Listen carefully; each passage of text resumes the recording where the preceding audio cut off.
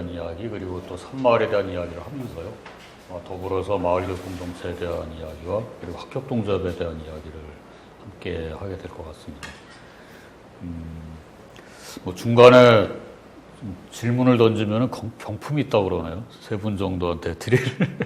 그래서 중간에 제가 한번 여쭤보면은 채팅창에 이렇게 먼저 올리시는 분한테 정답에 해당되는 분한테 아마 경품이 갈 것 같습니다. 예. 시작을 하겠습니다. 제가 강의를 할 때는 주로 시를 한 편 읽고 좀 마음을 가라앉히고 또 집중도 할 겸 한 편 읽고 시작을 하는데요.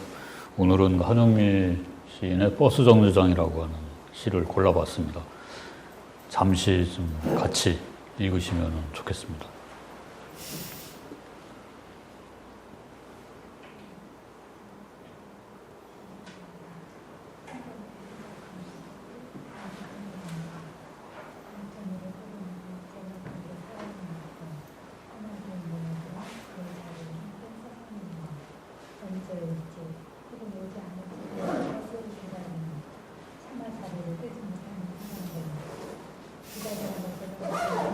예, 얼추 좀 읽으셨나요?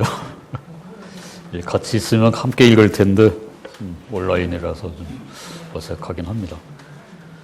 버스 정류장이라고 하는 시를 오늘 아침에 골랐습니다. 어떤 시를 같이 읽을까 하고. 그러니까 읽다 보니까 그 버스 정류장이 이를테면 좀 교육이랑 연결이 되는 것 같기도 하고 또 교사의 그런 심정을 간접적으로 표현한 것 같기도 하고 그래서 골라봤고요. 그 전에 도종환 시인의 스승의 기도라고 하는 시를 한때 무척 좋아했었는데 거기에도 보면은 날려보내기 위해서 새를 키운다 이런 구절이 있는데요. 그런 좀 분위기하고도 좀 비슷한 느낌이 드네요. 예. 이게 작년에 저희 학교에서 이제 국제교류를 했었는데요. 동아시아에 이제 평화 활동가들이 와서 하루 묵고 갔었습니다. 그때 산마을에 지내면서 프로그램을 진행하다가 산마을과 관련된 글을 좀 남기고 갔었는데요. 마을이 품은 산마을 고등학교에서 잘 놀다 갑니다. 라는 구절을 제가 보고서 저거보다는 마을을 품은 산마을 고등학교라고 하는 게 더 낫지 않았을까 하는 생각을 언뜻 했었어요. 그랬는데 또 한 번 더 뒤집어서 생각을 해보니까 학교가 마을을 품는 것도 중요하지만 마을이 학교를 품는 것도 그 이상으로 중요하겠구나라고 하는 그런 울림이 있었습니다. 이 말을 가지고 먼저 소개를 하는 이유는 산마을이 가지고 있는 그런 어떤 정체성 또는 지향성 때문에 먼저 소개를 드리는데요. 이렇게 생겼습니다. 학교가. 보시다시피 마을처럼 생겼고요. 그리고 마을 안에 있습니다. 그래서 그 부분을 정확하게 묘사했던 그런 글이라는 생각이 들고요. 보시면은 알겠지만은 이 학교의 컨셉이 마을처럼 조성이 되어 있습니다. 작은 민가들이 있는 전통 마을 그런 분위기고요. 어떤 분들은 스머프 마을이라고 하는 애칭을 가지고 불러주시기도 합니다. 그리고 전부 다 1층이에요. 맨 앞쪽에는 학생회관 건물만 아이들은 좀 높은 데서 관망을 해야 된다는 그런 까닭으로 이제 2층으로 접고 나머지는 다 1층으로 지었는데 그 이유가 사람은 좀 땅과 가까이 살아야 된다. 이런 취지가 있다고 그러고요. 지어진 그 소재도 전부 생태적인 소재로 지었습니다. 흙, 나무, 돌쇠, 자연으로 환원 가능한 그런 생태적인 소재를 썼고요. 그리고 컨셉 자체가 마을이라고 했는데 마을 사이사이에 이제 골목들이 있습니다. 잘 보시면은 그래서 일반 학교의 그런 건축과는 무척 다른 공간을 보여주고 있고요. 그 공간혁신 사업 이전에 이제 저희가 여기 2006년도에 건축을 했는데 그때부터 이미 학교 교육 공간에 대한 그런 어떤 선견지명이라고 할까요? 그런 앞선 모델이라고 생각을 합니다. 문제를 내려고 했는데 놓쳤습니다. 그 산마을은 이제 워낙에는 성경 구절에서 따왔다는 설이 유력한데요. 산에 있는 마을이 그 빛을 감추지 못할 것이다. 이런 성경 구절에서 왔다는 유력한 설이 하나 있고요. 저는 이제 그거만큼 산마을의 어떤 정체성, 지향성을 보여주는 게 살아있는 마을이라고 하는 해석도 괜찮다. 이런 생각으로 위에다가 올려놨습니다. 살아있는 마을처럼 학교가 그렇게 가야 되지 않을까 이런 생각으로 저 뜻을 이제 많이 애용을 하고 있고요. 작년에 아이들 수업 중에 창작활동이라고 하는 대한교과 수업이 있습니다. 거기에서 드론 수업을 했었는데요. 그때 만들었던 학교 소개를 겸한 동영상인데요. 같이 보도록 하겠습니다. 이게 거기서 누르면은 플레이가 되죠.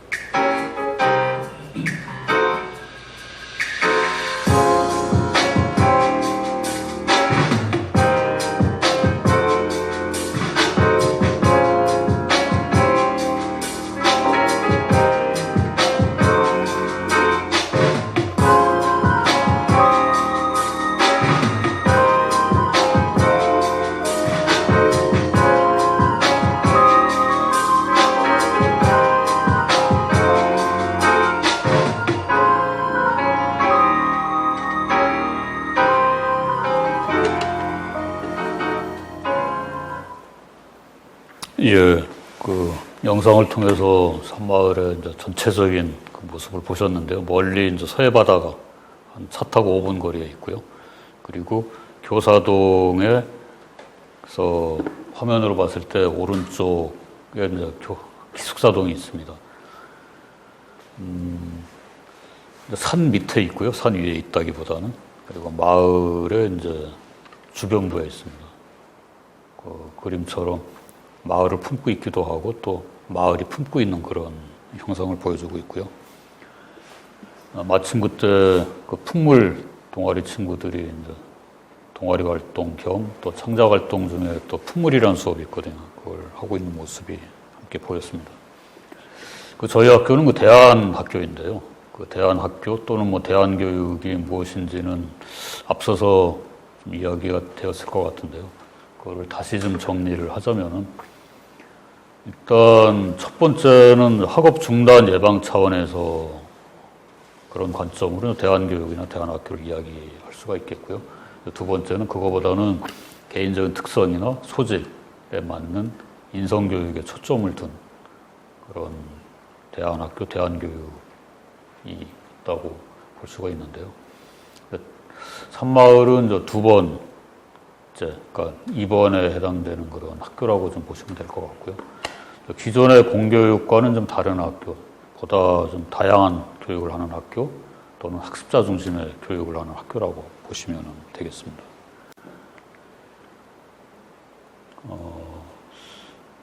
교육부나 교육청은 첫 번째 트랙을 많이 이야기하는 편이고요. 또 비인가 대안학교나 또는 저희와 같은 특성화 중고등학교로서의 대안학교는 두 번째 트랙에 대한 이야기를 많이 하는 편입니다. 벌써 한 20년이 좀 넘었죠. 대안학교가 제도권 안으로 들어온 지가. 그 당시만 해도 굉장히 좀 교육을 선도하는 그런 역할을 했었고요. 또 그 영향으로 혁신학교에도 일정 정도 좀 파급력이 있었다라고 평가를 하는 그런 교육학자들도 있습니다. 그래서 공교육을 좀 선도했던 면이 있었다. 그리고 이러한 대안학교의 모델이 미래형 혁신학교라든지 또는 실험학교로서 앞으로도 좀 기능할 수 있는 여지는 충분하다. 이렇게 말씀을 드릴 수 있고요. 전국에 있는 대안학교의 유형이나 분포를 보게 되면은 대략 제도권 안에 들어와 있는 인가받은 학교가 87개 정도가 됩니다. 작년에. 그리고 작년 말이나 올해 초에 또 뭐 한두 개가 생길지 모르겠는데요. 그 정도가 있고요. 저희와 같은 특성화 고등학교는 전국에 25개가 있습니다. 인천에는 저희 학교가 한 곳이고, 그리고 공립 각정학교로 한누리와 해밀학교가 있습니다. 그리고 사립,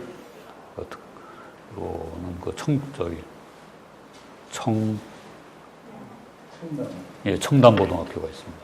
그래서 인천에는 4개 대한 학교가 있고요. 그리고 위탁 교육기관이 이제 지금 7개인가요? 6개인가요? 인천에. 5개. 작년에 한 학교가 줄었죠. 예. 전국에 대략 230여 개 정도의 위탁 교육기관이 있고요. 학교 내 대안교실도 한 1,100에서 1,200개 정도가 대안교육의 범주 안에서 지금 교육을 하고 있습니다. 그리고 비인가 대안학교는 몇 년 전에 시도교육청 통계가 289개였었는데요. 그거는 이제 공식적 집계를 했던 거고요. 비공식적으로는 대략 800개에서 1,000개 정도 된다라고 이렇게 추정을 하고 있습니다. 제가 정의 내리는 대안교육의 개념인데요. 대안교육은 유기농 교육이다. 유기농이라는 의미는 이제 자기 속도에 맞게 건강하게 성장하는 그런 교육을 지향한다라는 그런 의미를 쓴 거고요. 그리고 대안학교는 다른 것보다도 삶을 배우는 학교이다. 또는 삶을 위한 학교이다. 이런 취지로 저렇게 좀 정의를 내려봤습니다. 그 유기농 교육이라고 하는 용어는 이철국 선생님이라고 하는 분이 책에서 소개했던 글인데요. 제가 생각하는 대안교육의 의미와 맞아 떨어져서 어딜 가나 이 개념으로 대안교육에 대한 정의를 소개를 해드립니다. 삶을 배운다라고 하는 의미는 우리 학교가 또는 교육이 이렇게 많은 문제를 안게 된 근본적인 이유는 삶으로부터 멀어졌기 때문이라고 하는 그런 생각에서 이 표현을 많이 제가 쓰고 있는데요. 그렇게 된 배경 또는 그렇게 된 어떤 본질적인 이유는 학교와 마을이 분리되었다라는 데서 저는 그 연유를 찾고 있는데요. 과거에는 학교가 마을 안에 있었고요. 또 마을 사람들이 지은 경우가 대부분입니다. 실제로 지금 수많은 공립학교들도 마을에 있는 분들이 십시일반에서 학교를 지었고요. 사립학교처럼. 그리고 그것이 공립학교로 편입된 경우들이 무척 많거든요. 기부 체납을 해서. 그리고 지금도 사립학교들은 여전히 있고. 근데 어느 날부턴가 이제 학교와 마을이 분리되면서 학교만의 그런 성에 갇히게 되죠. 그런데 다행히 최근 한 10년 내외로 해서 마을 교육이 부상을 하면서 학교와 마을이 다시 원래 그런 관계로 회복이 되는 그런 좀 고무적인 현상을 지금 보고 있는데요. 그런 이유로 해서 학교가 마을과 분리가 되고 또 동시에 대학 입시라고 하는 그런 엄청난 어떻게 보면은 저는 이제 한편으로는 이게 우리 교육의 괴물과 같은 존재라고 하는 표현도 쓰는데요. 교육이 어떤 대입이라고 하는 또는 경쟁이라고 하는 그런 차원에서 논의가 되고 삶이라든지 마을은 자꾸 이제 도외시되는 그런 현상이 벌어졌죠. 그리고 작년에 저희가 아주 혹독하게 치르고 있는 코로나19, 코로나19 이 팬데믹 현상은 우리의 뭐 삶도 그렇지만은 교육이 자연으로부터 또는 땅으로부터 멀어졌기 때문에 발생한 그런 엄청난 재앙이죠. 그래서 저는 학교 교육에 있어서 또 앞으로의 교육의 방향에 있어서 마을은 굉장히 중요하다. 그리고 더불어서 우리는 그 속에서 삶을 이야기한다라고 하는 말씀을 드리고 싶습니다.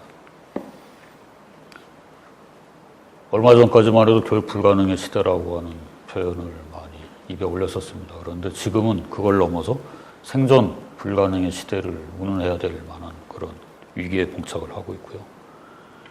이런 상황에서 교육은 어떤 방향성을 가져야 될까, 어떤 내용을 갖춰야 될까라고 하는 고민을 하게 됩니다. 바야흐로 생태 전환의 그런 대변혁의 시대에 저희에게 다가왔고요. 그래서 교육도 생태 전환이라고 하는 것에 이제 초점을 두고 이루어져야 된다라고 하는 게 저의 생각이기도 하고요. 또 거기에 문제의식을 가지고 있는 많은 교육학자들의 공통된 의견들입니다. 대안교육의 대안 또는 코로나 시대 교육의 대안으로 제가 말씀드리고 싶은 거는 생태 전환 교육입니다. 저는 줄여서 전환교육이라고 표현을 하는데요.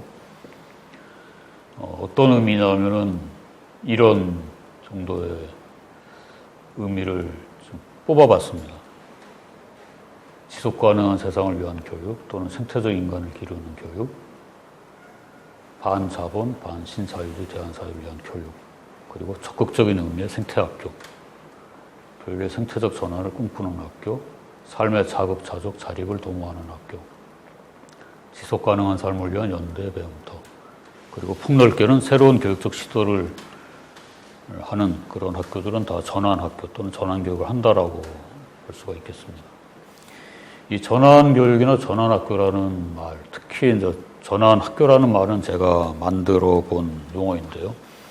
그 트랜지션 타운이라고 해서 생태 마을에서 보다 더 에너지라든지 또는 자립이라고 하는 쪽에 포커스를 맞춰서 만들어진 마을들이 있습니다. 그 전환 마을이 트랜지션 타운이라고 하는데, 전환 마을이 있다라고 한다면 전환 학교도 가능하겠다. 어떤 에너지의 자립 또는 삶의 자급자족 또는 그 속에서 벌어지는 어떤 공동체성의 회복, 이런 것들이 앞으로 우리 학교가, 우리 교육이 지향해야 될 바가 아닐까 하는 그런 취지에서 전환 교육이라는 또는 전환 학교라는 용어를 한 10년 전부터 제가 여기저기 이런저런 자리에서 많이 입에 담고 있습니다. 그래서 어떤 그 소양을 학교에서 교육에서 키워야 될까 했을 때, 과거에는 생태적 감수성을 많이 이야기했거든요. 여기에서 한 걸음 더 나아가서 생태적 시민성을 이야기해야 된다. 생태적인 틀로서 세상을 이해하고, 그리고 정의와 배려라는 덕성을 동기로 해서 시공간의 경계를 넘어 다른 존재에 대해 책임 있는 공적 사적 활동을 하려는 자질, 이런 생태적 시민성이라고 이제 학자들은 정의를 내립니다. 그러니까 다른 존재라고 하는 거는 인간만이 아니라 동물 또는 자연까지 이제 확대된 그런 존재에 대한 이야기고요. 그래서 요즘 많이 등장하시는 교수님 계시죠. 최재천 교수님은 호모 심비우스라고 하는 인간에 대한 또 정의를 제시하셨습니다. 공생인이라고 하는 개념인데요. 앞으로의 학교 교육에서는 또 호모 심비우스를 키우는 생태적 시민성을 가진 그런 학생을 키우는 것에 좀 방점을 둬야 되지 않겠나 하는 생각을 하게 됩니다. 네, 이제 다시 산마을로 돌아오겠습니다. 금방 말씀드렸던 것처럼 저희는 이제 대한민국 특성화 고등학교이고요. 올해 작년으로 20년이 지났습니다. 21년 차를 맞이하고 있고요. 전국 단위 모집을 하는 학교입니다. 그리고 인천 강화 쿼터가 50%가 있고요. 모든 학생이 기숙을 하고 있습니다. 한 학년에 20명씩 3개 학년 60명이고 교직원은 25명입니다. 학생 수 대비해서 많다고 느껴질 수가 있는데요. 기숙사를 운영을 하기 때문에 사감 선생님이 주중에 2분, 그리고 남녀, 그리고 주말 사감이 계시고요. 식당을 일주일 내내 운영을 합니다. 아침, 점심, 저녁. 그래서 식당에 배치된 인원들이 7명 정도가 있습니다. 그러다 보니까 좀 많게 느껴지게 있고요. 저희 학교의 특색을 말씀을 드리자면 한 6가지 정도를 말씀을 드릴 수가 있겠습니다. 금방 말씀드렸던 인성교육이나 체험활동을 많이 하는 대안학교고요. 교육 철학을 구현한 교육 공간을 가지고 있습니다. 생태주의라고 하는 교육 이념을 오롯이 건축에 반영한, 제가 알기로는 우리나라에서 거의 유일한 사례입니다. 전면적으로 설계 단계부터 시공에 이르기까지 생태주의를 일관되게 구현한 거의 유일한 학교라고 볼 수가 있겠고요. 그리고 학생들이 교육활동의 주체인 자율적 학생 자치 문화가 매우 왕성하게 이루어지고 있습니다. 조금 뒤에 더 설명을 드리겠고요. 그리고 에너지 자립이라든지 식량 자극 공동체를 추구하는 전환학교입니다. 에너지는 지금 낮 시간에 쓰는 그 전기는 한 40에서 50% 정도를 작업을 하고 있고요. 태양광과 지열을 활용을 해서. 그리고 식량은 쌀은 저희가 100% 작업을 하고 있습니다. 그 이야기도 조금 이따 말씀을 드리겠고요. 그리고 지역감 피하는 학교로서 마을교육 공동체 거점 학교이다.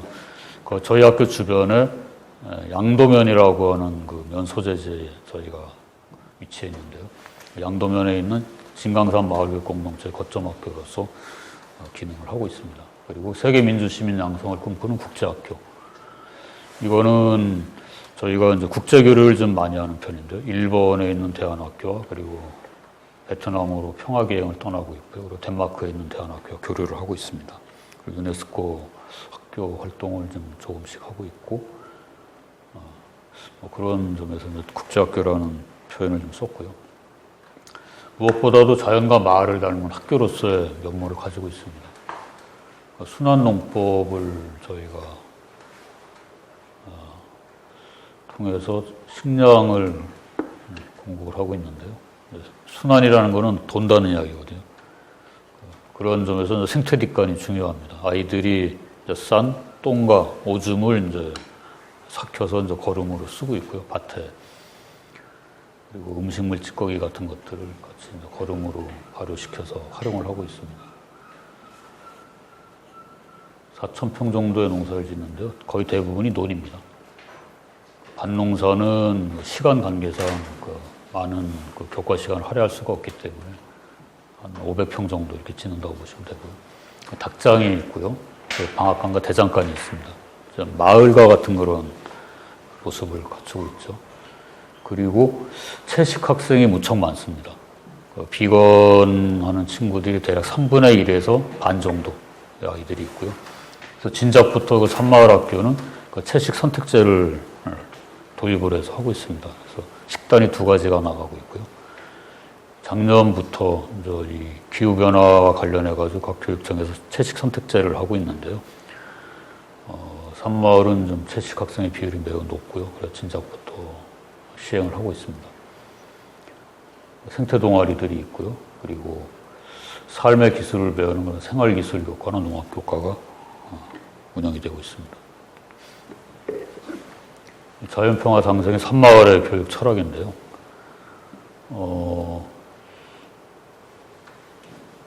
저대로 살기가 어렵습니다. 아이들도 그렇고 저희들도 그렇고. 그런데 저희들이 이제 바라보고 가는 그런 어떻게 보면은 깃발이죠. 그리고 잣대이고요. 이정표이고. 학교에 어떤 문제나 갈등이 있을 때 그때 저 철학이 이제 빛을 발합니다. 우리 학교 철학은 자연평화 상생인데 하면서 이제 판단의 준고로서 이제 작용을 하고요. 그런 점에서 이제 산마을 학교는 자연평화 상생이라는 교육 철학이 아직은 그래도 살아있다라고 이렇게 말씀을 드릴 수가 있고요. 그런 점에서 저는 이제 대안학교라고 하는 이야기를 이제 산마을은 대안학교다라고 이제 얘기할 수 있는 근거가 됩니다. 제가 아까 대안학교의 개념 중에 유기농 교육 또는 뭐 삶을 배우는 학교 이런 이야기를 했었는데요. 그거보다 더 본질적으로는 철학이 있느냐 없느냐가 저는 대안학교냐 아니냐의 그런 기준이라고 생각을 하는데요. 많은 학교들이 교육 이념이라든지 뭐 교훈이 있습니다. 그런데 대개의 경우는 그게 그냥 표어로 끝날 때가 많습니다. 또는 액자에 걸려 있거나요.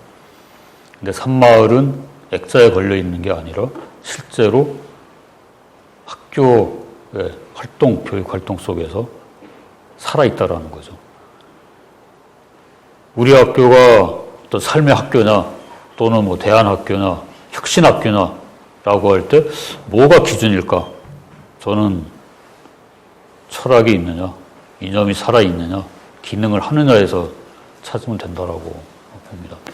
그런 점에서 산마을은 아직은 이제 대안학교로서 이야기할 수가 있고요. 교육의 네 가지를 이야기할 때 교사, 공간, 교육과정, 교육 철학을 꼽을 수가 있겠는데요. 보통 그동안에는 교사라든지 교육 과정에 대한 이야기를 많이 했습니다. 그런데 최근에 이제 교육 공간에 대한 담론이 무성하고요. 그런데 저는 앞으로는 이 교육 철학에 대한 이야기가 더 많이 나와야 된다. 그래야 우리의 교육이 제자리를 찾는다. 바뀔 수 있다. 이런 생각을 합니다. 그래서 교육 철학에 대한 이야기를 조금 더 드릴 텐데요. 김구 선생님이 백범일지에 나의 소원이라고 하는 그런 글에서 하셨던 말씀입니다.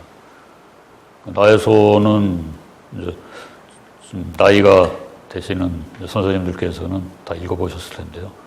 너의 소원이 무엇이냐고 물어보면은 나는 대안의 완전한 자주 독립이다. 뭐 이런 구절이 들어있는 게 나의 소원이라고 하는 글인데요. 해방 이후에 저는 한국의 교육과 관련된 에세이 중에 저는 가장 탁월한 교육 단상이라고 저는 평가를 하는 글이 나의 소원입니다. 그 중에 이 대목이 있는데요. 교육의 기초는 우주와 인생과 정치에 대한 철학이다. 우리가 이것을 무시했기 때문에 지금의 교육이 이렇게 황폐해졌더라는 거죠. 방향을 잃었고요. 그리고 그 기초 위에 어떠한 삶의 기술을 가르치느냐가 이제 교육의 문제라는 그런 말씀을 일찍이 하셨습니다. 그리고 뭐 앞으로도 그렇습니다. 저희가 OECD 2030 교육 프로젝트 활동을 정부가 하고 있는데요. 거기에서도 미래교육의 핵심 역량을 새로운 가치를 창조하는 것, 긴장과 딜레마를 해소하는 것, 책임감을 갖는 것이라고 제시를 합니다. 이건 다 교육 철학 또는 교육 이념의 문제이거든요. 이런 게 교육의 중심에 있어야 되고 밑바탕에 있어야 되고 지향점으로서 기능을 해야 된다라는 이야기죠. 이게 OECD의 그 배움의 나침판인데 여기에 이제 그 방금 말씀드렸던 세 가지 역량이 있고요. 그리고 이쪽에 보면은 이제 학생들, 교사들, 학부모들 협업이 필요한데 이게 앞으로의 미래 교육의 굉장히 중요한 요소들인데 거기에 결정적으로 중요한 것이 커뮤니티입니다. 공동체가 앞으로의 교육에 있어서 굉장히 중요한 역할을 하게 된다는 거고요. 중요한 요소로서 자리를 잡게 될 건데요. 그 이야기는 조금 이따 마을교육 공동체 이야기할 때 다시 드리도록 하겠습니다.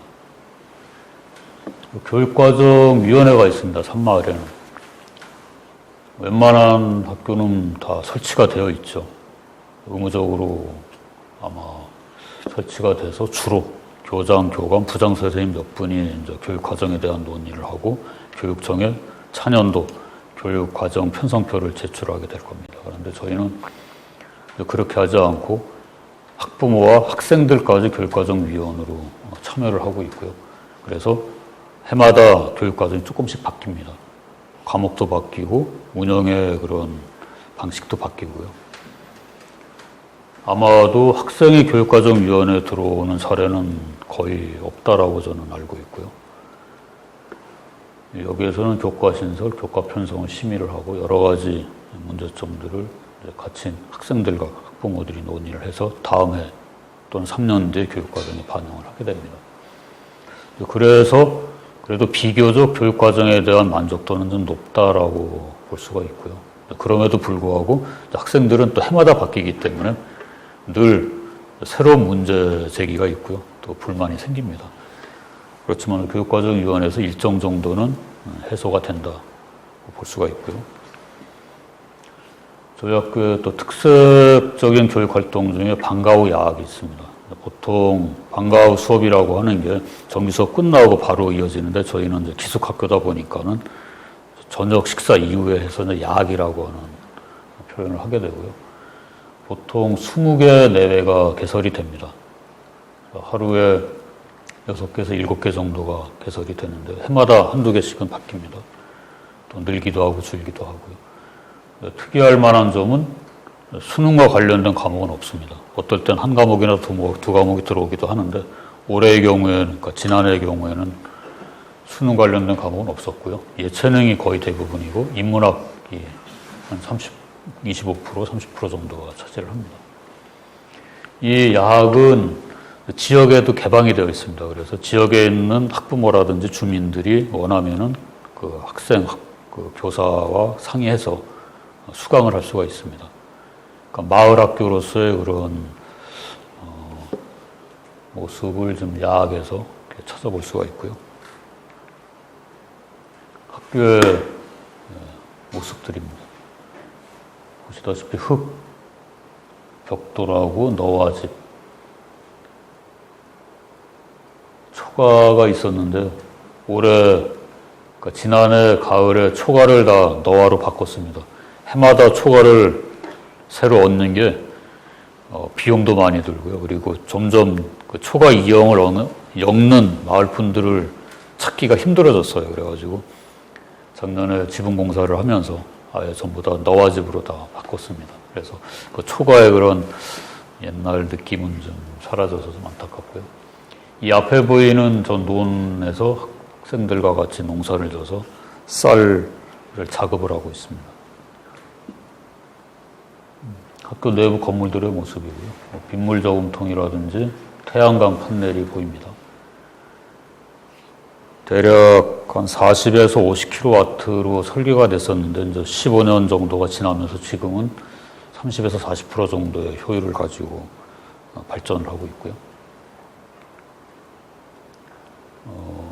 모내기 하는 모습입니다. 손모는 한마디기만 합니다. 3,000평 남짓 손모를 내려면 한 달 동안 아이들이 수업을 전폐하고 모를 내야 되기 때문에 나머지는 다 트랙터로 이제 심게 되고요. 이때는 학부모들도 같이 오셔가지고 잔치를 벌이면서 손모를 냅니다. 작년에는 코로나 때문에 학생들만 심었고요. 아이들 텃밭인데요. 왼쪽에 보이는 그 밭은 이제 여름 이후에 이제 텃밭을 다 엎고서 무하고 배추를 심은 장면입니다. 저 무하고 배추를 가지고 이제 김장을 하게 되고요. 그리고 그 전 1학기까지는 학생들과 텃밭을 가꾸면서 푸성기를 이제 주로 기르게 되죠. 집에 가져가기도 하고 점심 때나 저녁 때 아이들이 섞어 먹기도 하고요. 그리고 농사 시간만으로는 시간이 부족하기 때문에 아침에 텃밭 조회라는 거를 합니다. 그래서 텃밭에서 조회를 하고 물도 주고 풀도 뽑고 뭐 그런 식으로 운영을 하고 있습니다. 오른쪽의 모습은 텃밭 조회를 하는 모습입니다. 김장하는 모습이고요. 이건 대장간입니다. 아이들이 대장간 수업을 하게 되는데 몇 년 전까지는 전국에서 유일한 대장간을 가진 학교였는데요. 얼마 전에 지방에 한 학교가 생겼다는 얘기를 들었습니다. 그래서 전국에 2군데 정도가 있는 걸로 알고 있고요. 저 대장간 수업은 제가 하고 있습니다. 이런 호미도 만들고, 뭐 세월호 리본도 만들고, 오른쪽에 있는 거는 책갈피인데요. 아이들이 소소하게 만드는 작품들입니다. 생활기술 수업에서 저런 철공예라든지 직조 수업 또는 천연 발효빵 수업을 하고 있고요. 그 의식주와 관련된 그런 수업을 좀 중요하게 저희가 여기고 있습니다. 국제교류를 많이 한다고 했었는데요. 왼쪽의 그림은 그 일본에 있는 지우노모리라고 하는 대안학교와의 교류 장면인데요. 해마다 2번씩 서로 여름방학, 겨울방학에 교류를 합니다. 작년에는 저 코로나 때문에 온라인으로 국제교류를 했었고요. 오른쪽은 덴마크 친구들과 서로 상호 방문 교류를 하는 장면입니다. 그리고 아이들의 그 자치활동 겸 창체 시간으로 주요시라는 게 있는데요. 줄을 여는 시간이라고 하는 아래 준말입니다. 월요일날 첫 시간 1시간 동안 뭐 교과별로, 동아리별로, 학급별로 또는 개인별로 또는 프로젝트별로 나와서 발표를 하게 되고요. 그 주에 공지사항을 학생이나 교사들이 또 함께 공지를 하는, 그리고 때로는 이제 시간이 되면 문화공연도 하는. 그러니까 어떻게 보면 이제 자치활동의 문화활동의 총화라고 볼 수가 있습니다. 그리고 이 시간에 계기 수업도 아이들이 해요. 보통 수업이나 또는 조회 시간에 선생님들이 하는 계기 수업을 아이들이 직접 그때그때 맡아서 하고 있고요. 저는 이 주요시를 산마을 자치문화의 꽃이라고 이제 표현을 합니다. 주요시 하는 모습이에요.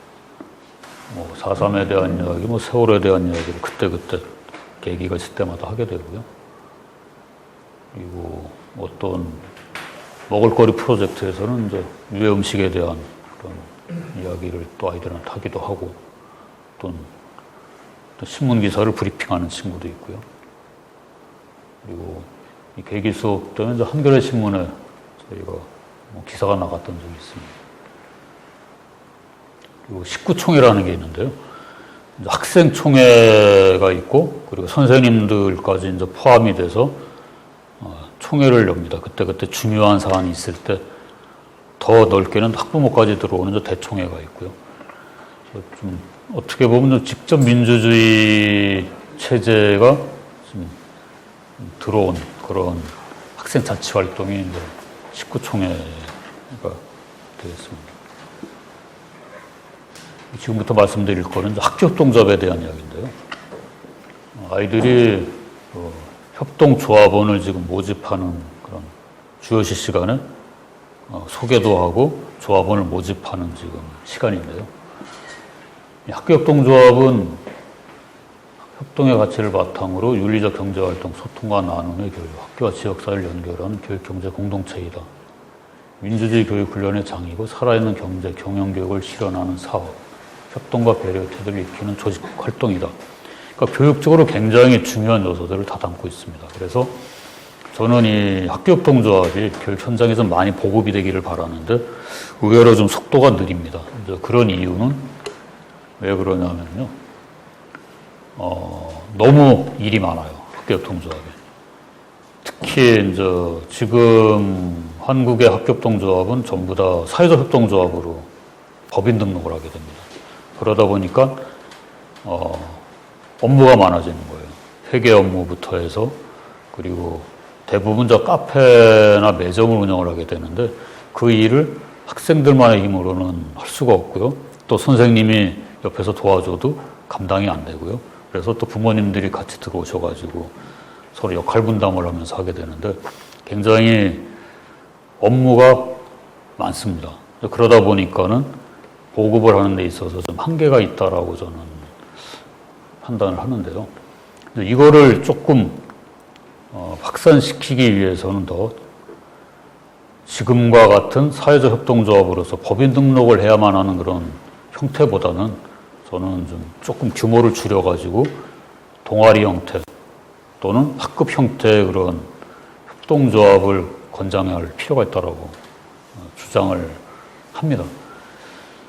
아직까지는 별로 이게 좀 간합이 안 되는데요.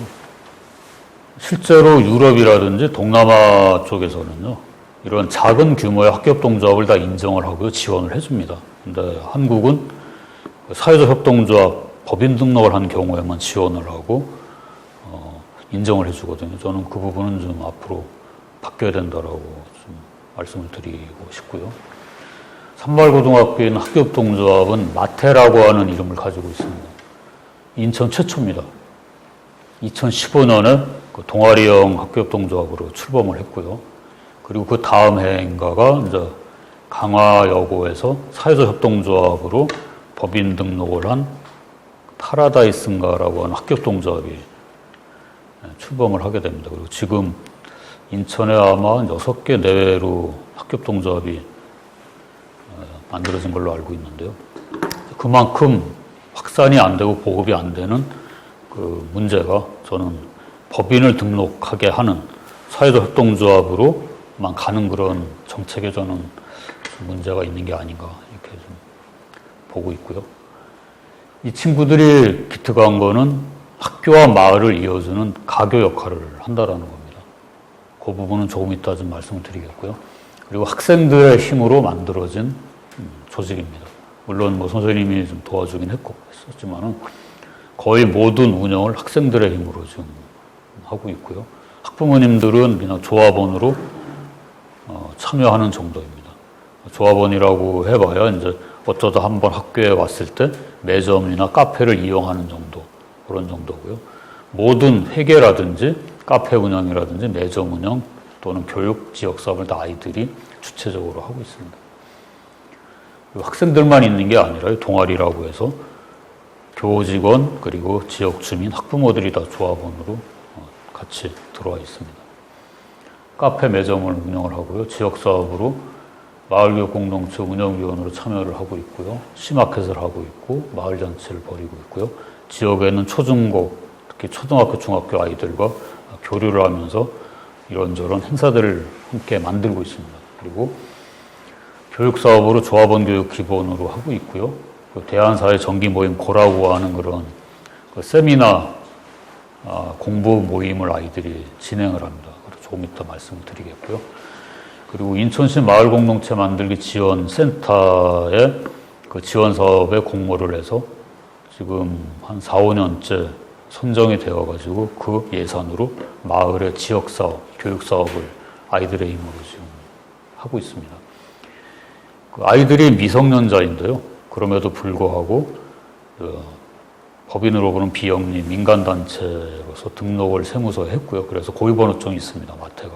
그래서 그 자격으로 공모사업에 응해서 아이들이 그 재원을 가지고 지역사업과 교육사업을 지금 꾸려가고 있습니다.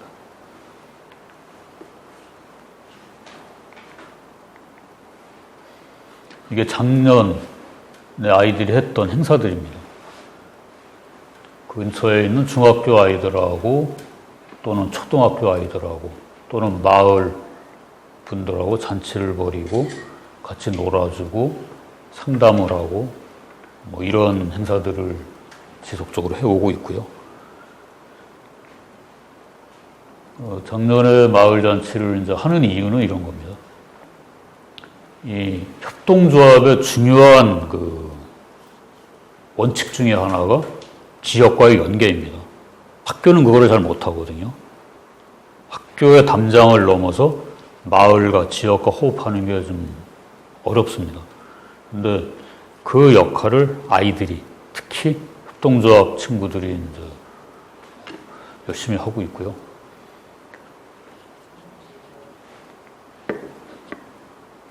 그 지역에 있는 마을 도서관에 가서 프로그램 보조를 하고 또는 자기들이 주관을 하는 행사를 하기도 하고요.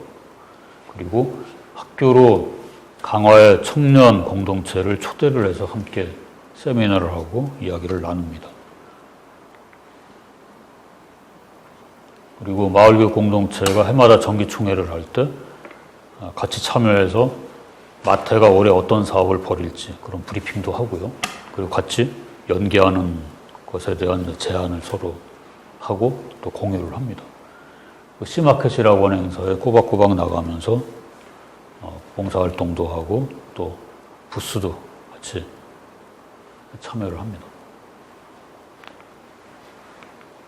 아까 오픈데코라는 그 대한사회 정기 모임 보라고 하는 그런 행사를 아이들이 한다고 했는데요.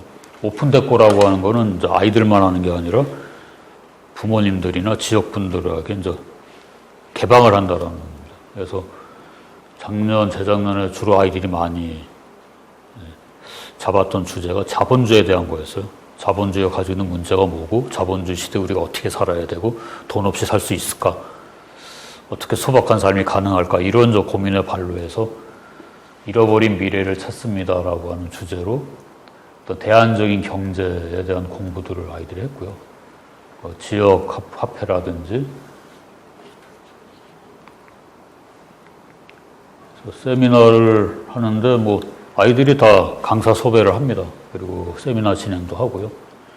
이건 우리가 꿈꾸는 마을이라고 하는 오픈데코를 하고서 이제 기념사진을 찍는데 뭐 전국에서 관심 있는 분들이 오셨었어요. 전문가들이. 지역 주민도 왔었지만 거기서 나누는 이야기들 이렇게 기록을 하고요.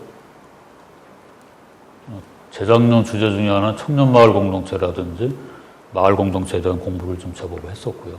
작년엔 자본주의를 많이 했었고, 그리고 2018년도에는 인천 최초로 합격동작 컨퍼런스를 아이들의 힘으로 치렀었습니다. 그때 같이 협동조합을 했었던 강하여고 친구들하고 공동으로 개최를 했었고요.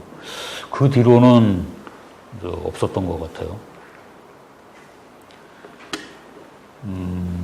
이 학교협동조합이 마을과 학교를 이어주는 굉장히 중요한 역할을 한다라고 했는데 왜 자꾸 제가 마을이라고 하는 것을 입에 올리느냐, 그 이유를 지금부터 좀 말씀을 드리겠습니다. 한마디로 이제 교육의 패러다임이 바뀌기 때문인데요. 바야흐로 평생학습 사회로 접어들었습니다. 원튼 원치 않든 이제는 평생학습 사회가 된 거예요. 호모 헌드레드 시대가 됐잖아요. 저희는 이제 웬만하면 다 100살까지 삽니다. 근데 저희가 초중고라고 하는 그 교육 과정은 기껏 해봐야 12년이고요. 대학까지 가봐야 16년 정도의 시간이고 나머지 80년이 남는 겁니다. 학교가 과거와는 다른 비중으로 이제 놓이게 된다라는 거죠. 배움의 장소가 학교만이 아니라 학교 바깥에 수많은 배움터가 생기게 되고요. 그리고 그 배움터 중에 굉장히 가까이 있는 곳이 마을이라는 곳이죠. 마을에 다양한 배움터가 생기게 될 수밖에 없는 구조고, 그리고 이미 이제 마을교육 공동체라는 이름으로 수많은 마을교육 기관들이 들어섰습니다. 그리고 그에 발맞춰서 이제 학교도 따라서 움직이고 있다라고 보시면 되겠고요. 과거에는 뭐 교사의 역량과 단위 학교의 변화가 주축이었다면 이제 앞으로는 지역의 교육력이 이제 더 중요한 역할을 하는 시대가 됐다. 지역에 있는 주민이라든지 학부모들 또는 지역의 유관 단체나 기관들이 교육의 한 축을 담당하는 시대가 지금 오고 있다라는 그런 말씀을 드립니다. 그래서 마을교육 공동체가 자꾸 부상을 하는 거고요. 또는 마을결합형 학교, 또는 지역연계학교, 또는 교육혁신지구, 행복교육지구 이런 것들이 전성시대를 맞고 있는 것입니다. 이게 2016년도에 강화도의 양도면에 만들어진 진강산 마을 교육공동체인데요. 2015년부터 사실은 활동을 했었습니다. 진강산 마을학교라고 하는 이름으로. 제가 아는 안에서는 인천에서 최초로 알고 있고요. 물론 마을 교육을 했던 여러 기관이나 단체는 있었습니다. 그런데 마을교육 공동체란 이름으로 단체가 만들어진 것은 진강산 마을 공동체가 처음이라고 저는 알고 있고요. 그 당시에 그 인천교육청에서 지역교육과 관련된 연구 보고서를 연구 작업을 했을 때 파악했던 바로는 그랬었습니다. 마을 공동체에 대한 개념정의인데요. 마을 교육 공동체, 마을도 또는 교육도 공동체도 다 다뤄야 됩니다. 근데 마을이 기본인 거예요. 그리고 중요한 그 내용이 교육인 거고요. 그것을 움직여가는 원리는 이제 공동체의 원리로 움직여진다라고 이제 보시면 되겠는데요. 한 4, 5년 정도는 교육에 좀 방점을 찍고서 진동이라고 하는 신강산 마을교육 공동체라고 줄여서 진동이라고 하는데요. 마을 교육에 좀 방점을 찍었어요. 그런데 어느 정도 시간이 지나니까 지금은 저 마을 공동체로 좀 무게중심이 올라가고 있습니다. 교육과 관련된 부분은 주로 이제 자람도서관이라고 하는 마을 도서관이 그 역할을 많이 가져갔고, 그리고 이제 아이들도 이제 성장을 하면서 그 당시에 학부모였던 분들이 아이들이 이제 졸업을 하고 나서도 이제 마을에 남아 있게 되니까 그분들의 이제 모임이나 교육이 또 많이 관심사가 많이 중요해졌어요. 그러다 보니까는 지금은 이제 마을 교육은 도서관 쪽에서 많이 담당을 하게 되고, 어떤 마을 공동체와 관련된 부분은 이제 진동에서 이제 많이 다루게 되고, 이렇게 조금 좀 영역이 나뉘고 있는 그런 상황이고요. 이 마을 교육 공동체는 아까 서두에서 말씀드렸던 것처럼 교육을 삶으로 다시 복원시키는, 학교를 마을에 다시 자리 잡게 만드는 그런 교육 과정으로서도 굉장히 중요하다라고 볼 수가 있겠고요. 이 진강산 마을 공동체는 굉장히 많은 프로그램을 했어요. 너무 많아서 그냥 몇 가지만 지금 소개를 하는데요. 작년에 했던 것들 중에 작년에는 이제 문화관광부 쪽 그 생활문화진흥원인가 그쪽 생문공이라고 하는 쪽에서 지원을 받아가지고 목공이라든지 뭐 밴드나 자수, 바늘, 캘리그라피 이런 이제 주로 성인을 위한, 지역 주민을 위한 그런 것들을 많이 했고요.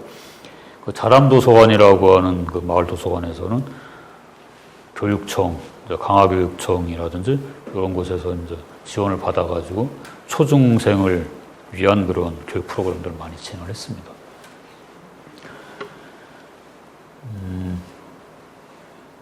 이 프로그램을 운영을 하고 사업을 하기 위해서는 예산이 필요한데요.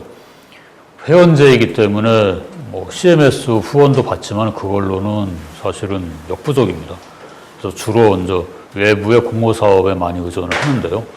인천시 마을공동체 지원센터의 공모 사업이라든지 또는 인천문화재단이라든지 또는 교육청이라든지 또는 뭐 문화관광부라든지 뭐 때로는 이제 뭐 고용노동부라든지 이런 쪽에 이제 공모 사업들을 통해서 저희가 원하는 그런 교육 프로그램들, 문화 사업들을 펼쳐왔고요. 작년에 좀 특기할 만한 것은 마을의 어떤 공유 공간을 저희가 만들었다라는 거예요. 어떤 돈을 모아서 만든 건 아니고요. 그 마을 공동체 회원 한 분이 본인의 땅에 본인의 건물을 짓고 거기에 센터 역할을 할 수 있는 사무실과 그리고 공방과 빵집과 식당을 드리게 됩니다. 그래서 어떤 센터와 같은 역할을 하는 그런 공간이 생겼고요. 조금 이따 사진으로 보여드리겠습니다. 지역에 있는 주민들이나 부모님들만 회원이 아니라 자동적으로 학생들 그리고 그 지역의 양도초, 조산초, 동광중학교, 산마을고가 있는데요. 그리고 그 너머에 있는 화도면이라든지 길상면에 있는 학부모나 학생들도 또는 강화읍에 있는 학생이나 학부모들도 일부 참여를 하고 있고요. 대략 지금 290명 정도의 회원을 가지고 있습니다.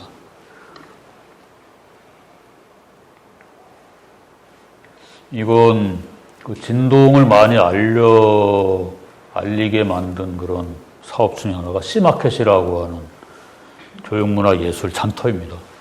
당시만 해도 강화에서 가장 큰 그 지역 장터였었어요. 그 5일장 말고요. 그 민간 기관에서 이제 판을 벌인 그런 뭐 아나바다 장터 또는 어떤 마켓으로는 가장 컸던 행사고요. 그 뒤에 이제 강화군에서도 이제 강화군 차원에서 이런저런 그런 마켓을 좀 많이 열게 됩니다. 바닷가 옆에서 해서 이제 씨마켓이고요. 그렇게 제가 장명을 했는데, 나중에 이제 뭐 의미를 더하다 보니까는 뭐 씨앗이라는 의미도 있고, 또는 스페인 말로는 뭐 예스라는 그런 뜻도 있고요.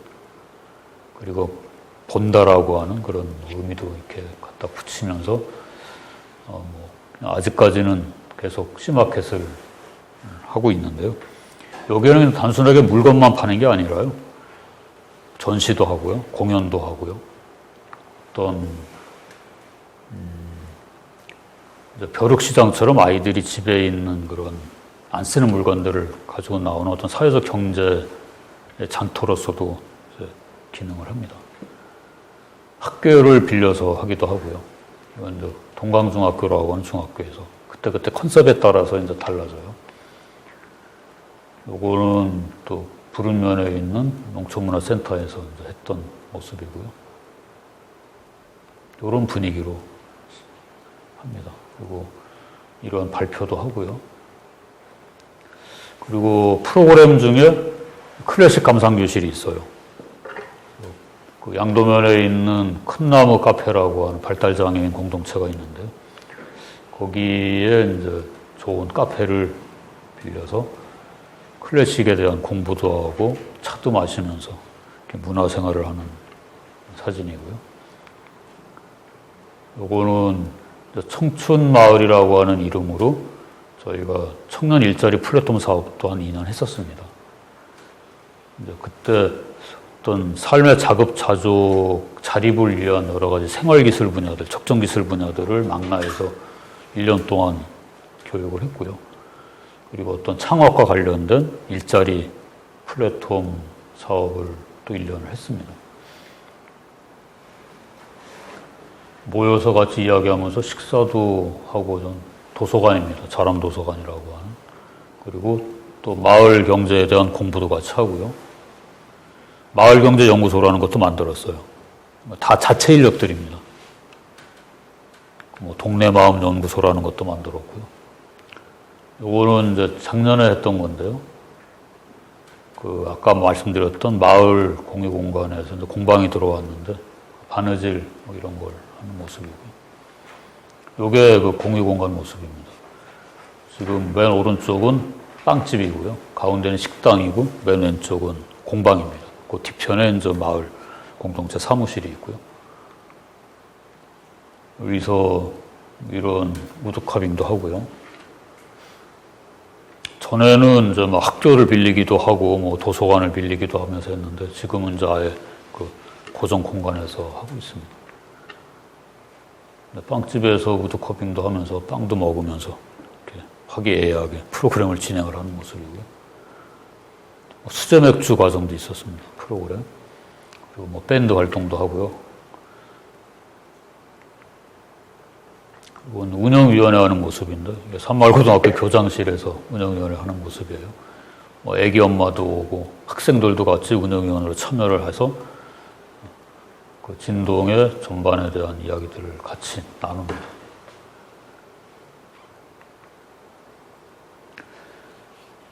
앞으로 진동에서 이제 하고 싶은 거리들인데요. 초록색으로 지금 표시한 건 다 이미 하고 있는 겁니다.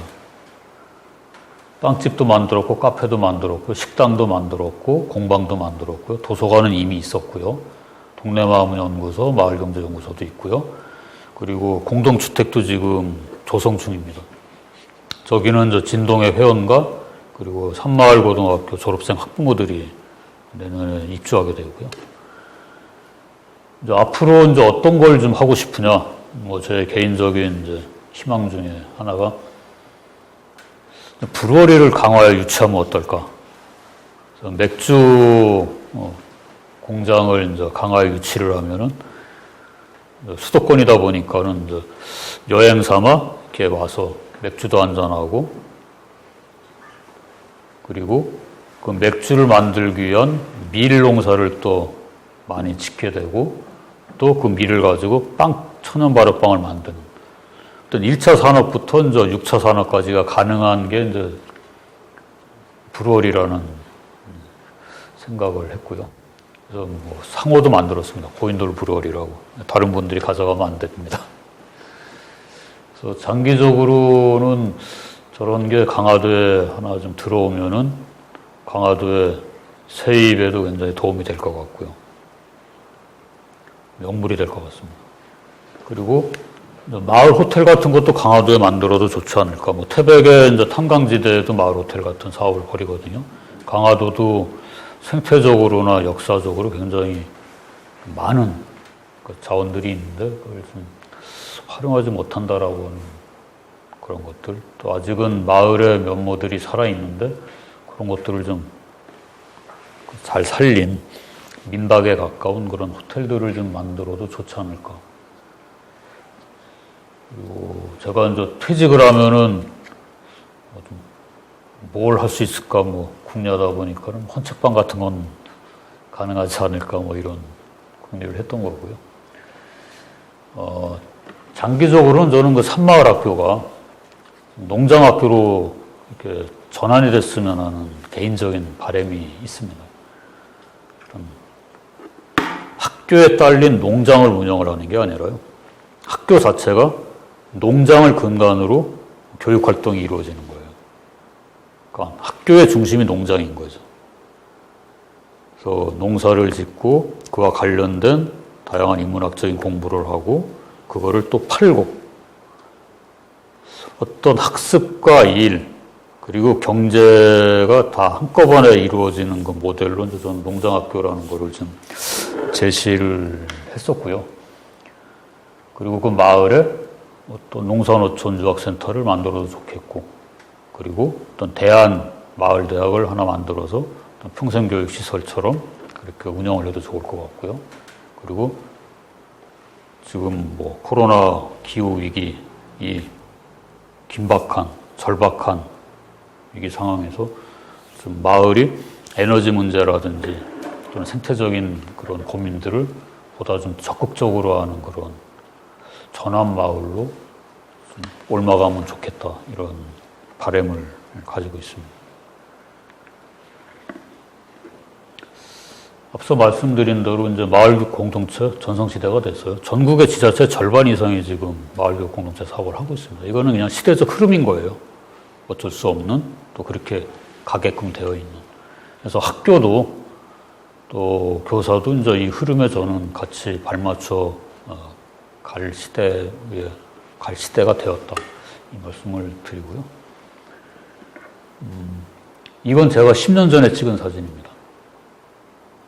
마을이 학교다, 온 마을이 살아있는 교과서다라고 하는 그런 슬로건을 버스에 붙이고 다녔는데요. 이게 어디냐면은 시흥입니다. 우리나라에서 마을교육 공동체 사업을 가장 먼저 시작을 했고 지금도 가장 앞서가는 모델이 이제 시흥인데요. 지금은 이제 뭐 온 나라가 곳곳에서 이제 저 구호에 맞춰서 교육이 가고 있어요. 이 시흥이 앞서가는 게 이런 겁니다. 지방교육 자체의 모델로서 획기적인 그런 것들을 고민을 하고 있는데요. 지역 맞춤으로 해서 마을교육 자치회라는 거를 이제 조직을 하는 중으로 알고 있고, 이미 조직이 됐는지 제가 물어보지 않아서 모르겠습니다. 그러니까 아예 그냥 이 시흥이라고 하는 지역의 마을 교육과 관련된 또는 교육과 관련된 것들을 집중적으로 같이 고민할 수 있는 그런 자체를 만들 수가 있는 거예요. 거기에 예산이 투입이 되고요. 이런 모델들이 앞으로 이제 좀 전국 방방곡곡에 만들어지면 좋겠다. 이거는 이제 지방 자치와 함께 가는 겁니다. 그러니까 작년 말에 통과된 법 중에 지방자치와 관련된 그 법이 있는데요. 거기에 그 주민 참여, 주민 자치 부분이 빠졌었어요. 근데 올해 뭐 개정이 될 걸로 알고 있는데요. 그 주민자치회라고 하는 그 영역과 그리고 마을교육 자체라고 하는 것이 이제 만났을 때 저는 굉장히 큰 시너지 효과가 발생할 것이다. 앞으로의 교육은 그쪽으로 많이 흘러갈 수밖에 없을 것이다 라고 이렇게 좀 예측을 합니다. 그리고 작년에 그 서울에는 서울형 대안교육기관 지원조례가 만들어졌어요. 그래서 비인가 대안학교들, 그러니까 정규학교를 다니지 않는 아이들이 다니는 그런 비인가 대안학교들, 비인가 대안교육기관에 대한 지원을 지자체 차원에서 처음으로 시작을 했습니다. 앞으로는 뭐 인천도 그렇고 경기도도 그렇고 그런 부분들에 대한 고민을 하고 있는 걸로 알고 있고요.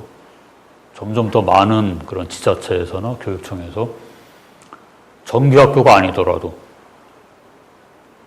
뭐 정규학교를 다녀야만 국민 아니죠. 정규학교를 안 다닌다고 해서 또 불평등한 대우를 받는 거거든요. 정규학교를 다녔을 때는 1년에 800에서 1000만 원 이상의 그 개인별로 이제 예산이 지원되는 셈이에요. 그런데 정규학교를 안 다니게 되면은 그 예산 지원이 없습니다. 이거는 이제 헌법에 보장된 그런 교육의 어떤 평등권 이런 부분에서 어긋나는 거고요. 균등하게 교육받을 권리에 있어서. 근데 이런 부분들을 지자체가 먼저 나서서 이제 어느 정도는 보완을 해주고 있는 거죠. 이게 재작년이네요. 이제 교육 자체에 대한 선언을 했었는데요. 앞으로는 이런 평생학습이라든지 또는 학습자 또는 지역 주민들이 교육의 주체로 부상을 한다라고 하는 그런 어떤 상징적인 선언이고요. 앞으로 이런 식으로 지방 교육 자치가 이제 갈 겁니다.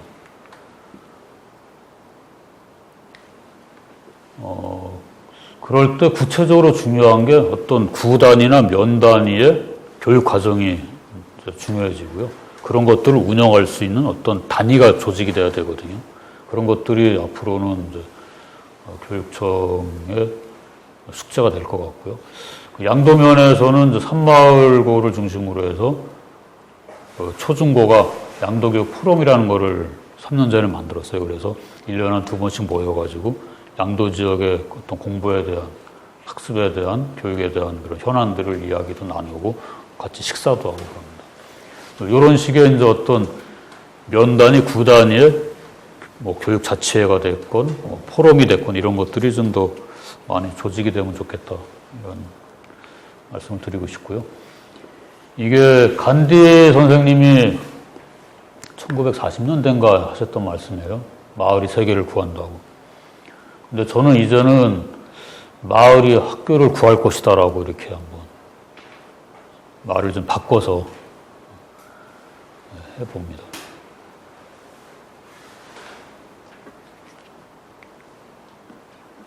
그리고 실제로 몇 년 전부터 많이 읽히고 있는 그 학교교육 제4의 길이라고 하는 책에서도요.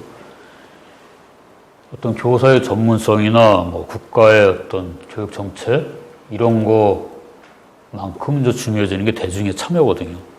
이건 아까 OECD 2030 프로젝트에서도 이야기했던 그 배움의 나침판에서 이야기했던 어떤 공동체와의 협업 이런 것들이 다 같은 맥락입니다. 그래서 앞으로 학교의 미래는 마을교육 공동체 쪽으로 가지 않을까. 교육생태계 새로운 학습 플랫폼으로 마을교육 공동체가 이제 자리를 잡을 것이고, 이를테면 이제 비고츠키가 얘기했던 스캐폴딩, 비계와 같은 역할을 할 것이다. 그리고 벨기에에서 이야기하는 어떤 학습 공원, 학습 마을처럼 이 배움터가 그 외연이 넓어질 것이다. 이렇게 예상이 되고요. 이미 이제 뭐 경기도 쪽도 그렇고요. 학교 복합화 시설 사업이 이제 자꾸 여기저기 사례가 생깁니다. 이건 왜 그러냐면은 학생 수가 절대적으로 줄으면서 유휴 공간이 생기는 거예요. 학교에서 폐교도 생기게 되고 그 유휴 공간들을 활용한 어떤 지역의 어떤 평생교육 센터와 같은 지역의 교육 어떤 거점들이 이제 어떤 학교 복합화 시설 사업이라는 이름으로 이제 만들어지는 거거든요. 이게 점점 앞으로도 많이 늘어날 겁니다. 경기도에서는 그걸 이음터라고 이제 표현을 하더라고요. 그리고 같은 맥락에서 우리가 이제 많이 참고하는 핀란드의 경우에 이야기하는 것들이 이제 뭐냐면은 거기 교육이 평준화되어 있잖아요. 어디를 가든지 다 거의 비슷한 수준으로 질 높은 교육을 하게 되는데요. 이 다음 침공은 어디라고 하는 그 다큐 영화가 있습니다. 이 영화에 보면은 미국의 그 마이클 무어 감독이 각국에 가서 정말 미국에서는 없어졌지만 미국이 다시 그걸 찾아와야만 미국이 제대로 발전할 수 있는 것들을 각국을 침공을 해서 그거를 파악을 해서 가져오는 그런 스토리예요. 근데 교육에 대해서는 핀란드를 찾아가서 그 교육부 장관한테 물어봤어요. 최고의 학교는 뭐 어떤 학교입니까? 라고 하는 우문을 던졌어요. 그랬더니 그 교육부 장관이 최고의 학교는 우리 마을에 있는 학교입니다. 뭐 이런 답변을 해요. 저는 한국의 학교가 다 그렇게 가야 된다라고 보는 겁니다. 그래서 학교와 마을이 자전거 두 바퀴처럼 굴러가야만 학교가 제자리를 찾고 교육이 제자리를 찾는다. 이런 말씀을 드리고 싶고요. 이 학교 교육의 미래는 이미 반세기 전에 이반 일리치가 탈학교 사회에서 이야기를 하셨습니다. 학교를 통해서는 보편적 교육이 실현 불가능하다. 어떤 대안교육으로도 실현될 수 없다. 개개인의 삶의 모든 순간을 공부하고 나누고 돕는 순간으로 바꾸도록 보양시키는 교육망 형성으로 바꿔가야 한다라고 하는 예언을 이미 했습니다. 그래서 학교 교육의 미래는 사람과 자연, 학교와 마을, 교육과 경제가 네트워킹된 그런 모습으로 갈 거고요. 그리고 그것을 가능하게 하는 내적인 그 동기, 내적인 요인은 뭐냐면 확장된 마음이라는 거죠. 이 마음을 가지고 이제 마을을 보고 또는 경제를 보고 자연을 보고 사람을 보고 학생을 보고 이제 그랬을 때 이 네트워킹이 가능하다라는 이야기고요. 이런 확장된 마음이 앞으로 이제 교사들에게 굉장히 중요한 그런 자질이 되지 않을까 이렇게 말씀을 드릴 수 있겠습니다. 그래서 뭐 대안학교든 전환학교든 혁신학교든 마을교육 공동체 운동이든 네트워킹하는 게 굉장히 중요하다 말씀을 드리고요. 이게 한 2, 3년 전에 저희 학교 운동장에 걸려 있었던 현수막입니다. 교육이 바뀌면 우리 삶이 바뀝니다. 맞는 이야기인데요. 저는 반대로 이야기하는 것도 더 맞을 수 있다. 우리의 삶이 바뀌어요. 교육이 바뀐다. 이게 먼저가 아닐까 이런 생각이고요. 그래서 이 교육이 좀 삶의 운동이 되었으면 좋겠다. 그러한 교육을 앞으로 이제 좀 잘 닦아가고 만들어가야 할 그런 책임과 그런 소명이 우리 이제 선생님들한테 있지 않나 말씀을 좀 마지막으로 드리면서요. 함께 살면서 함께 즐거운 그런 배움의 공동체를 만들어 가기를 바랍니다. 예, 마치도록 하겠습니다. 예. 혹시 질문이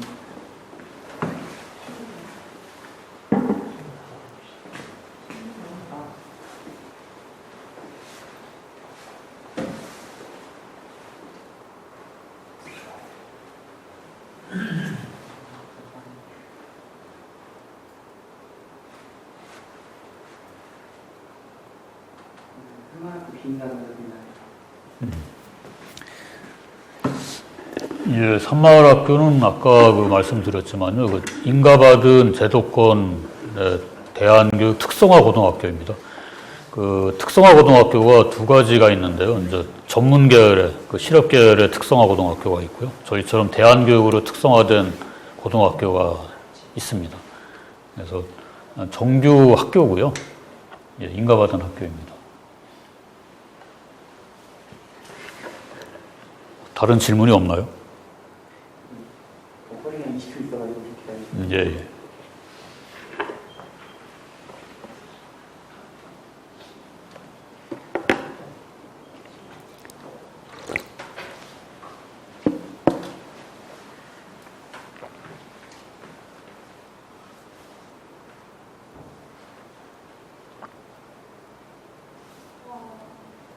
선발등록에 계시면서 어려운 점이나 시선 보셨으니까 이런 점은 좀 바뀌었으면 좋겠다 그런 부분 있으면 말씀을 좀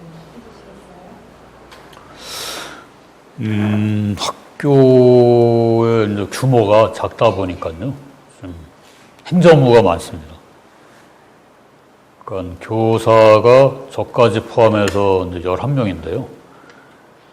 이 11명이 있는 작은 학교라서 일이 없을 것 같은데 3학급밖에 없으니까 이제 뭐 100명이 있는 선생님들이 100명이 있는 학교나 50명이 있는 학교나 저희처럼 10명이 있는 학교나 교육청이나 온갖 기관에서 내려오는 공무는 똑같습니다. 그러니까는 행정 업무 처리가 뭐 5배, 10배가 많다고 보시면 되고요. 그리고 과목이 많습니다. 대안교과 영역이 대략 한 40%에서 45% 정도가 되는데, 이 일반 그 교과가 한 60% 정도가 돼요. 국영수 사과와 같은. 근데 그거 말고 대안교과가 40%라고 했을 때 과목 수는 훨씬 더 많아요. 예를 들어 창작활동은 7개에서 8개가 되고 생활기술도 3과목이고 그다음에 삶과 철학이라는 과목이 있는데 그것도 엄밀하게 말하면 6과목이고요. 기본적으로 3과목이고 이러다 보니까는 선생님들이 가르치는 교과가 보통 3과목 내외예요. 특히 이제 한 학년에 한 학급이다 보니까 영어도 이제 3과목인 거예요. 그리고 시험 문제도 3개를 내야 되는 거고요. 단순하게 말씀드리면. 저도 이제 교장인데 과목을 3과목을 했었어요. 작년에는. 그러니까 뭐 3과목하고 뭐 행정 업무 처리하고 결제하고 하루에 뭐 내려오는 결제 또는 뭐 외부 문건들이 한 100건 정도 되거든요. 거기에 수업하고 뭐 사람 맞이해야 되고 회의해야 되고 뭐 출장 다녀야 되고 그래서 그런 어떤 업무량이 소규모 학교들은 생각보다 많다. 과목에 대한 부담도 크다. 이게 좀 애로사항이고요. 또 다른 애로사항은 재정적인 부분이죠. 저희가 정규학교로서 이제 재정결함 보조금을 교육청으로부터 받지만은 사립학교 준해서 받는 겁니다. 근데 이제 규모가 작다라는 의미는 이제 학생 수가 적으니까 그만큼 이제 학교 운영비라든지 이게 이제 적은 거예요. 그러다 보니까는 이제 학교의 재정이 좀 열악합니다. 학생 수가 많은 학교에 비해서. 그래서 그런 점이 좀 애로사항입니다. 그리고 이제 예. 아이들이 주로 또 어떤 모습이 궁금합니다라는 이야기도 있고 어떻게 체험할 수 있는지 그런 질문도 또 와 있어요. 예, 아이들의 졸업 후의 모습은 비슷합니다. 이제 대안학교라고 해서 특별하지 않다고 어딜 가나 말씀을 드리는데요. 이제 3년 동안 그래도 일반 학교 다니는 친구들보다는 입시라고 하는 그런 체제에서는 조금 좀 거리를 두고 비교적 자기들이 하고 싶은 활동들, 공부를 많이 하고 졸업한다. 이제 그 결과 대학을 가기도 하고요. 또는 안 가기도 하고. 대학 진학률은 해마다 조금씩 다릅니다. 어떨 때는 60%, 어떨 때는 80% 뭐 이 정도를 가는데 대개는 다 수시로 갑니다. 일반 학교도 70% 내외가 이제 수시로 가는 것처럼 저희들은 따로 수능 준비를 안 시키거든요. 선행학습도 없고 문제풀이 수업도 없어요. 근데 그냥 수시를 통해서 대략 60에서 80% 정도가 이제 간다고 보시면 되고요. 대학을 안 간 친구들은 이제 뭐 각양각색입니다. 어떤 시민사회단체를 가기도 하고요. 대안대학을 찾아가기도 하고 알바를 하기도 하고 또는 뭐 여행을 가기도 하고요. 그래서 자기가 원하는 그런 진로를 선택하는 비율은 좀 상대적으로 높다. 대학을 선택할 때도 그렇고 그거는 조금 일반 학교보다는 나은 것 같아요. 그리고 산마을고등학교 체험할 예, 저희 학교는 이제 따로 이렇게 뭐 예비 학교라든지 또는 방중 캠프 같은 거를 안 하고요. 그냥 방문하시고 싶으면은 미리 전화만 주시면은 특별히 학교 행사가 없는 한은 오실 수가 있습니다. 그래서 뭐 주말 같을 때 오셔서 당직하는 선생님한테 안내를 받으셔도 되고요. 상담을 받으셔도 됩니다. 그리고 혹시 연수 차원에서 이제 선생님들이 방문하실 때는 미리 이제 뭐 교무부장 선생님이나 연락을 하셔가지고 그 연수와 관련된 거를 의뢰하시면은 또 학교에 와서 연수를 할 수도 있습니다. 그룹별로라든지 뭐 단체별로요. 예. 뭐 그런 부분은 저희가 열려 있기 때문에 학교로 이제 연락을 주시면 되겠습니다. 그리고 중도 탈락 학생이 있는지 있다면 탈락하는 이유는 무엇인지에 대한 이야기가 있습니다. 예, 중도 탈락이 저희 학교도 있습니다. 1년에 한 1명꼴 정도는 있고요. 많으면 2명 정도가 있는데요. 두 가지입니다. 하나는 이제 입시에 대한 고민 때문에. 저희가 아까 말씀드린 것처럼 수능 준비를 따로 안 시킨다고 했잖아요. 그러다 보니까는 내가 원하는 그런 과라든지 대학을 가기 위해서는 좀 불리한 부분이 있는 거예요. 그래서 그 고민 때문에 이제 관두는 경우가 한 케이스가 있고요. 그리고 하나는 이제 공동생활에 대한 버거움이 있습니다. 저희가 전원 기숙을 하다 보니까 24시간 일주일 내내 이제 한 지붕 밑에서 아이들이 살아야 되는 거예요. 그런 공동생활이 주는 굉장히 큰 좀 스트레스가 있습니다. 규율도 지켜야 되고 아이들과 인간관계가 좀 힘들 때도 많고 회의도 많고 그런 부분들이 이제 부대껴서 이렇게 좀 가는 경우가 이제 간혹 있고요. 그리고 뭐 저희가 이제 소개해준 내용만 보면 굉장히 뭐 평화롭고 또 이상적이고 대안적이라고 볼 수가 있는데요. 또 실제로 뭐 웬만한 학교에서 일어나는 문제들은 다 가지고 있습니다. 학교 폭력도 간간히 있고요. 그리고 뭐 아이들끼리 갈등도 있고 뭐 좀 빈도수는 적지만은 그냥 웬만한 학교에서 일어나는 문제들은 다 있다라고 보시면 됩니다. 네, 또 연락처를 올려주실 수 있는지 그랬는데 뭐 그냥 올리면 되나요? 괜찮으세요? 예, 이건 될것 같은데요. 안 됩니까? 예, 학교로 연락을 하시면 될 것 같습니다. 그게 나을 것 같습니다. 그러면 부장 선생님 마침 이거? 근데 정하기가 어렵네요. 중간에 좀 질문을 제가 던져서 했었어야 되는데 그 질문하신 분들이 지금 몇 분인가요? 한 분, 두 분, 세 분, 네 분. 위에 박진문 님도 계시고 또